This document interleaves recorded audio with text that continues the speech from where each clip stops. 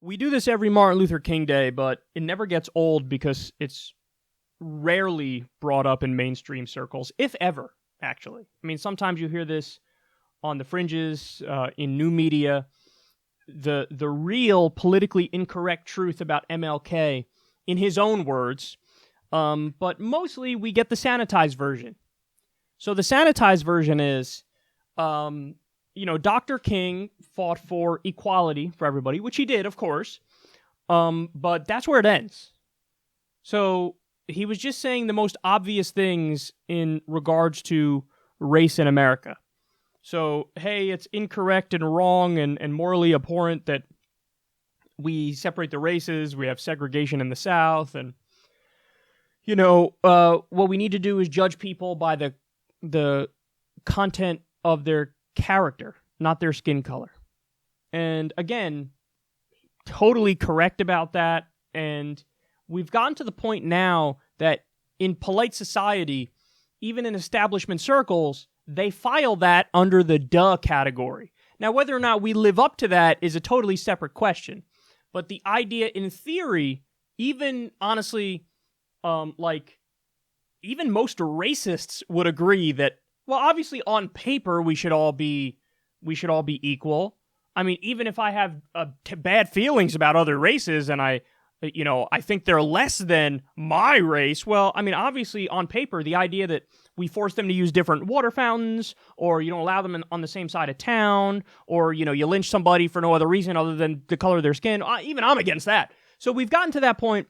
It's the old school thing of like, when you can't beat them, join them. So for the longest time, the right tried to argue that, hey, he's a rabble-rouser, he's a bad guy, look at everything he did in his personal life. He was a philanderer, he was a cheater, he's a bad guy. They attacked him. Many Republican politicians voted against having Martin Luther King Day as a holiday, but then eventually it got to the point where they're like, okay, we lost this battle in terms of the framing of Martin Luther King, and so now everybody's like, oh yeah, no, totally, Martin Luther King Day, totally, bro, I agree with me more than you do, bro.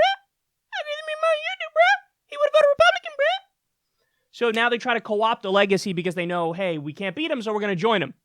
So they try to outflank people on the left by saying, no, he actually agreed more with me. So, but that's the easy part. The easy part is, hey, segregation is fucked up.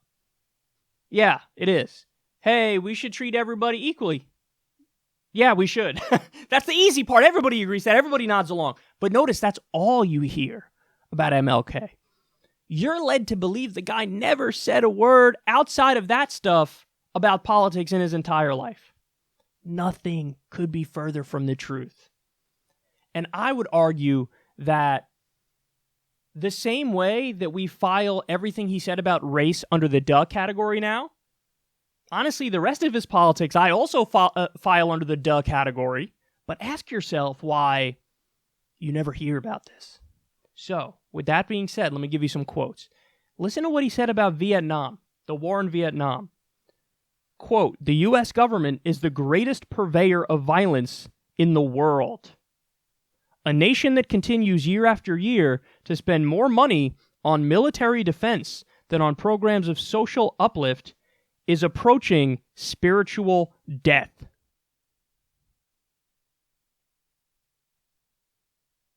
Understand something.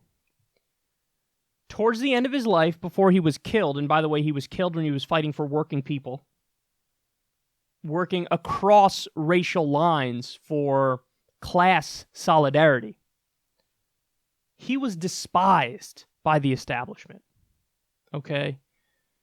Lyndon Johnson famously said at the time that MLK was transitioning to, all right, now we're going to talk about the working class, and we're going to talk about radical redistribution of wealth in this country. Lyndon Johnson said, I gave that N-word preacher everything he wanted. Why won't he stop? I gave him the Civil Rights Act. I gave him the Voting Rights Act. Why won't he stop? Damn. Even so-called liberal outlets said, he's gone too far. When he started speaking out against the Vietnam War, the New York Times and many other establishment outlets turned on him. They say, hey, he should know his lane. What are you doing? Talking against war. What are you talking about? What are you doing? No, it was good when you were saying, hey, the races are equal, but you're going to talk against war now? Well, be careful with all that. He was despised by the end of his life by the mainstream. Again, you never hear about this part of his legacy. Let me give you more. He said, of all the forms of inequality, injustice in healthcare is the most shocking and inhumane. On political and economic philosophy, he said the following. I imagine you already know that I am much more socialistic in my economic theory than capitalistic. Call it democracy or call it democratic socialism, but there must be a better distribution of wealth within this country for all God's children. Ask yourself where else you've heard that quote. You've heard it on this show. Every Martin Luther King Day, I remind you of his real legacy, the politically incorrect truth about him. But outside of our show, where do you hear this? That Martin Luther King was like, yeah, democratic socialism. I kind of like that. Okay, more. And we'll end it on this one here, but this says so much. He said, quote, I am now convinced that the simplest approach will prove to be the most effective. The solution to poverty is to abolish it directly by a now widely discussed matter, the guaranteed income. The curse of poverty has no justification in our age. It is socially as cruel and blind as the practice of cannibalism at the dawn of civilization. He's comparing poverty to something incredibly draconian and primitive and archaic as cannibalism. He's saying poverty is as immoral as cannibalism. Hey, we have the means to abolish this terrible thing, this thing that's a form of violence, if you think about it. We have the ability to abolish it, and we're just choosing not to. This is when they killed him. This is when they killed him.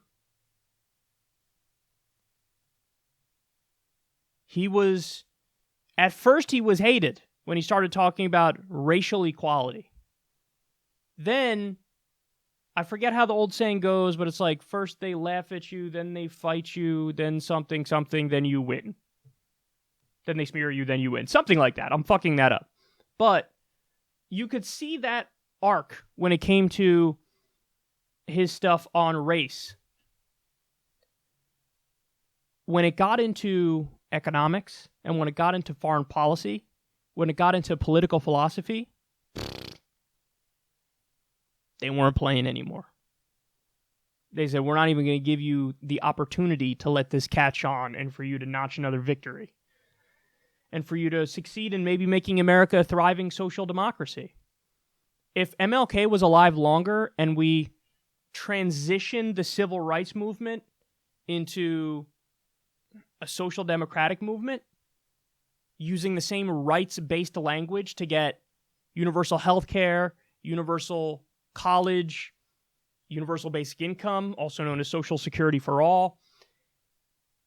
If we had successfully made that transition from the civil rights movement, all about racial justice, which was desperately needed, and then it transitioned into, like the old phrase was, the Rainbow Coalition, working people of all skin colors and backgrounds and all that stuff, getting together and fighting for the bare minimums, the necessities of life, a social democratic order, a system like that.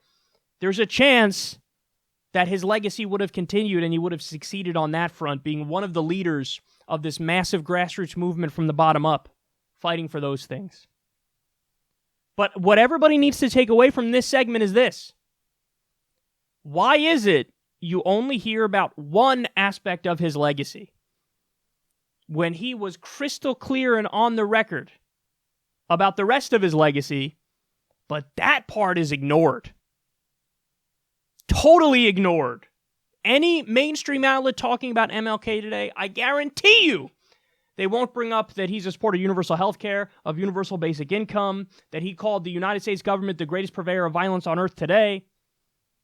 I guarantee you they won't touch that with a 10-foot pole. So you need to be the ones to take that part of his legacy and move it forward. Because like I said at the beginning of this, now everybody files his comments about race under the duh category. Like, well, what do you mean? Of course you should judge somebody by the content of their character, not the color of their skin. Duh.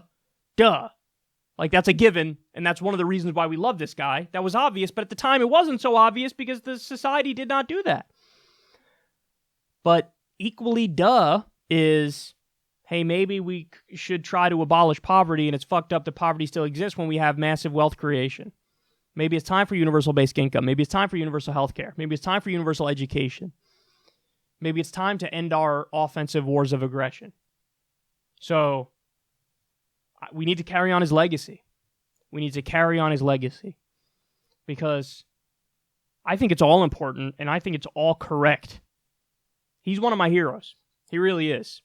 And I find it amazing the way that the narrative has been shaped now, where you're not allowed to touch the post-racial parts of his philosophy.